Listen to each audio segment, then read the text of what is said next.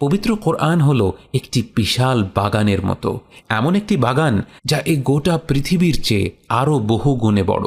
আপনাকে সে বাগানে ছেড়ে দেওয়া হলো এবং বলা হলো, যত খুশি ফুল তুলে নিয়ে এসো, সেই ফুলগুলো দিয়ে তোমার ঘরটাকে যেভাবে খুশি সাজিয়ে তোলো। পবিত্র কোরআনের সাথে সম্পর্ক গড়ে তোলার মাধ্যমগুলো বাগানের ফুলগুলোর মতোই বিচিত্র।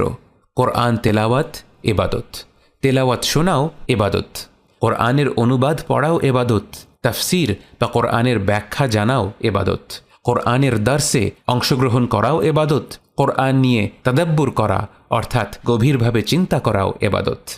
প্রতিটি মানুষ হয়তো সে বাগান থেকে একই ফুল তুলবে না, এক একজন তার ঘরটাকে এক এক রকম ফুল দিয়ে সাজিয়ে তুলবে, এবং যে যেভাবেই তার ঘরটাকে সাজায় না কেন তার মাঝেই তার জন্য কল্যাণ রয়েছে। একমাত্র সেই ব্যক্তিই বঞ্চিত হবে যে এই বৃহৎ ফুলের মেলা থেকে কিছুই সংগ্রহ